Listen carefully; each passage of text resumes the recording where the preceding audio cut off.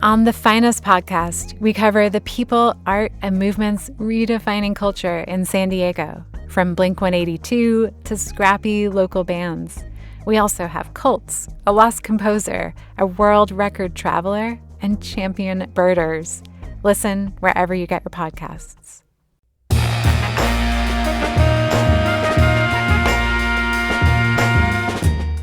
Welcome in, San Diego. It's Jade Hindman. On today's show, the leader of a cartel was killed by officials over the weekend.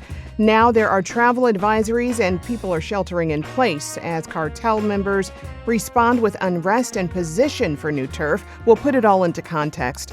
This is KPBS Midday Edition, connecting our communities through conversation. So by now, you may have heard about violence in Mexico after authorities killed a major cartel leader over the weekend. The man known as El Mencho was killed near the city of Guadalajara, and members of the Jalisco New Generation cartel have responded by setting businesses and vehicles on fire in Guadalajara. We've seen similar scenes play out in many parts of Mexico, including Tijuana, and officials said at least 62 people have died. Well, now we turn to an expert to really help us make sense of what's happening in Mexico through context. Ev Mead directs Proceso Pacifico, a peace-building group in the capital of Sinaloa in Mexico. Before that, he was director of the Transborder Institute at the University of San Diego, and he joins me now. Ev, welcome back to Midday Edition. Very nice to be here. Thanks for the invite. We really appreciate you being here and look forward to your insight on this. I mean, let's start with the cartel leader who was killed on Sunday, El Mencho. Who was he and why was his death so significant? Well, El Mencho was a leader of Cartel Jalisco Nueva Generación, as you guys said in the intro. And what I would say about him is he's the last of a generation of capos. So El Chapo Guzman, El Mayo Zambada, and Caro Quintero from Sinaloa, or people may remember the Arellano Felix brothers from the Tijuana cartel, or Heriberto Lascano from the Zetas cartel.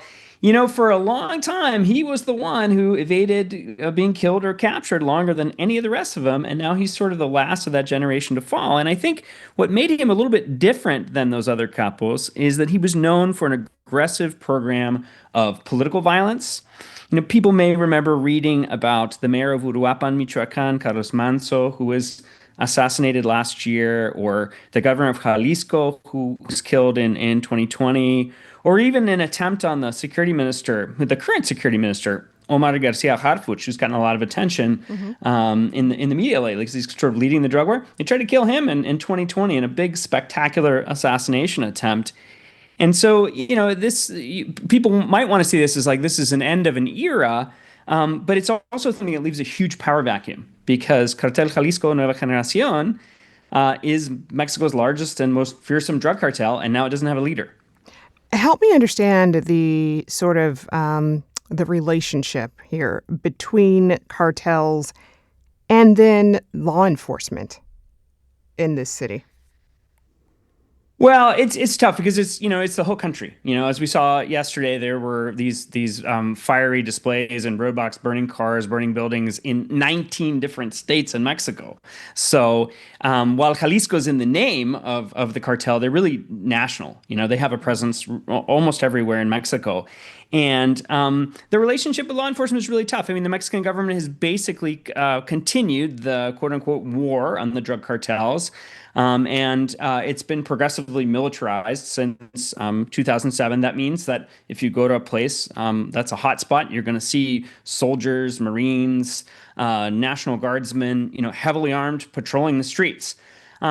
The subtler part and the more difficult part to talk about or to give you a quick summary of is, we know that some law enforcement officials have been involved in the cartels. There are high profile cases, a former security minister under Felipe Calderón. There are, some former generals. And then there's all kinds of garden variety local cases. And that's one of the toughest things to untangle.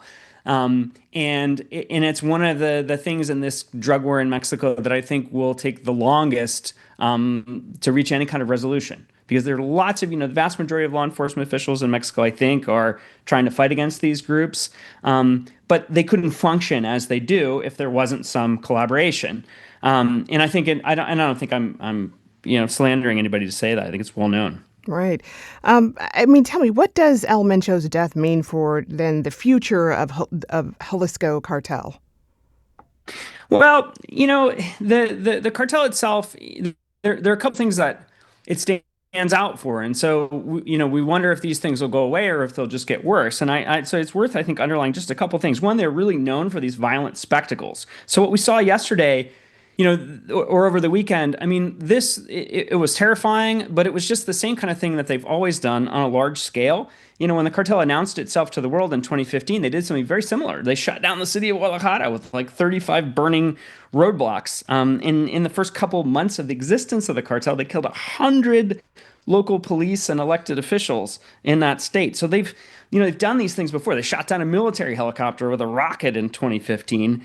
And they've taken things that other cartels have done, like violent execution and torture videos that they put on the internet, and they just did it on another level. They've reinforced their brand. Anybody who insults any of their leaders can be assassinated, even if they have nothing to do with the police or nothing to do with organized crime. They also, diversified what they do, and this has huge implications for what comes next. They're not just involved in drug trafficking. They're involved in huachicol, which is pirated gasoline. They're involved in extorting mining companies and engaging in illegal mining. They're involved in extorting all kinds of small businesses all over the country, money laundering, real estate. I mean, it has many, many, many tentacles. So what comes next is, well, I think what we've learned about drug cartels in general, when you knock the head off of them and kill one of these capos or arrest one of these capos, the first thing you see is fragmentation. Mm-hmm. And that means that instead of a big group, you end up with a whole bunch of smaller groups fighting each other, and that usually means lots more violence. So I think in the short run, that's what everybody's worried about. And as we talk about violence, we've seen some really dramatic scenes of cars and buildings on fire in parts of Mexico. What do those actions signal to you?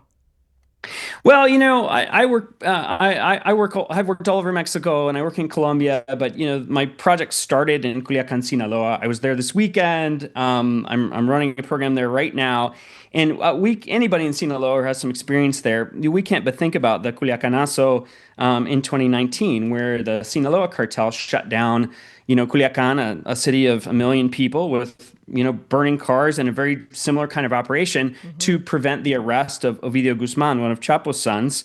And then the second Culiacanazo in 2023, where they actually captured him, but it took this massive firefight where lots of ordinary civilians were caught in the crossfire and everyone was terrified again. So we can't but think about that. And I think the lesson from that is really terrifying for the present moment, because as bad as it looked to see a whole city shut down and to see, these burning cars and people's experience of being, torn off a bus with their kids and having, armed men light it on fire, that wasn't the violence. That was the announcement. That was the warning in the Culiacanazo. And that seems to be what's going on here. It could have been a bloodbath yesterday, but it wasn't. It's terrible. 25 soldiers and federal police were killed. But still, it could have been. What yesterday was the warning. And what the experience of Culiacan tells us is that the violence may be yet to come. El Mayo Zambada was arrested at the end of July in 2024, and the war didn't really come to Culiacan until September of 2024, and it's still going on. Nobody goes out at night. There are heavily armed forces in the street. Kids aren't doing a full school day yet. More than a year later. So, and that was just in Sinaloa. And so the worry is that going to happen in Guadalajara? Is it going to happen in Puerto Vallarta? What about, the other 18 states where this warning was made yesterday? So I think there's a lot of uncertainty about it. But I do really think that people need to take that part seriously, that yesterday was just the warning. That was just the spectacle. The real violence that comes with fragmentation can be a whole lot worse. And it sounds like this violence is just absolutely crippling. And by yesterday, you mean Sunday, when this... Sunday, sorry, yeah. Sunday, this weekend, yeah. Yeah, absolutely. You also mentioned your project, and I want to talk more about that because you've been running Proceso Pacifico for more than 10 years all over Mexico. And through that program, you speak with people who have been affected by cartel violence. What is this bringing up for people right now? Oh, I mean, I'm sure people are going to actually have post-traumatic stress just watching the news and seeing this. I think the feeling of powerlessness when something like this happens, of thinking you live in a big modern country with a lot of resources, you live the same kind of life, consumer life that, we live here in the United States, and everything feels normal. And you might even live in a place where you're accustomed to reading some more narco news that we might read here. But then all of a sudden have this feeling like, well, what if all that was an illusion and we're going to go back to living in an armed camp for the next year? I mean, in Sinaloa, they describe what's happening right now as a narco pandemia, meaning like a pandemic. I Hmm. mean, it's as down now as they were during the pandemic. And so I think it really does bring up a lot of trauma. I think I mentioned the powerlessness, but I also feel there's also a lot of anger, and I think that's important too. And the anger is one of those things that can tip in a positive direction or a negative direction. I mean, I was really heartened this weekend in the middle of all these flaming blockades and all this news. There was a peace march in Culiacan, Sinaloa, where thousands of people went out, and so it was a peace march, and that's great. But they also went out with the names of a bunch of victims of this recent wave of violence, demanding that the government do something about it. And it's powerful stuff, but it also tells us that we might be at a tipping point where we go in a direction where we really try to protect people against violence, or we go in a direction where there's a major escalation of this war, and a lot of the protections for ordinary people, play second fiddle. Yeah. And I think that's the big risk at the moment.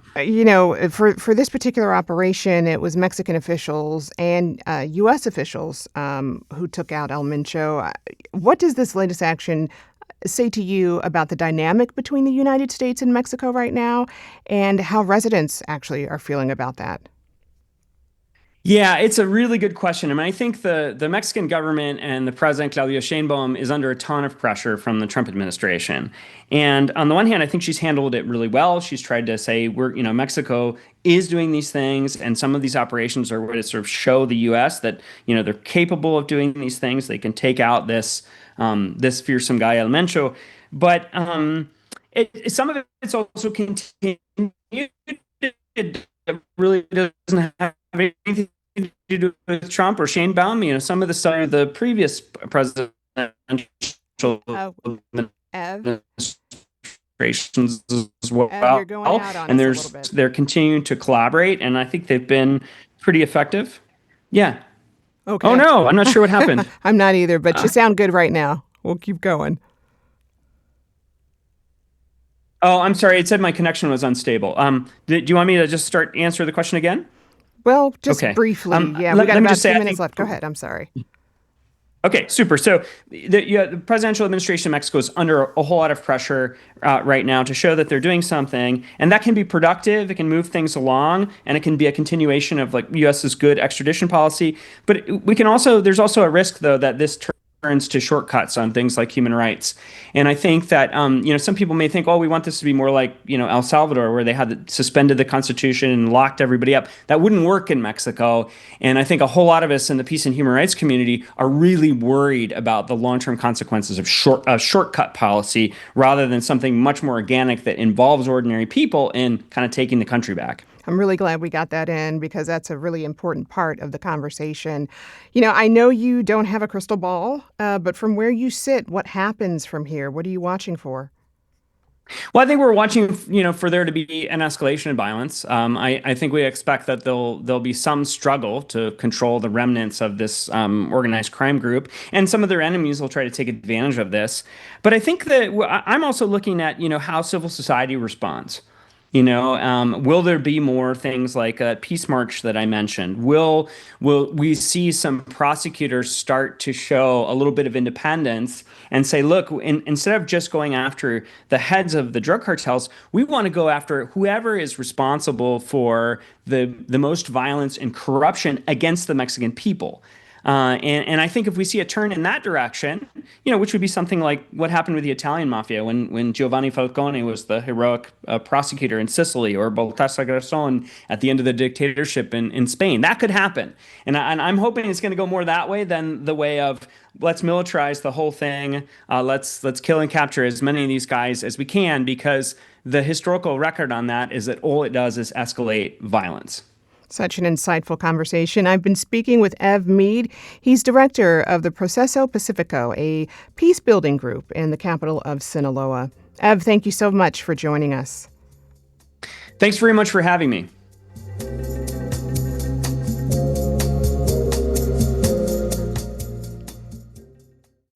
At 10 o'clock, they're happy. How is she dead 2 hours later? When a San Diego police officer is found dead in her home, who investigates? Follow One of Their Own, a new podcast from KPBS, wherever you listen.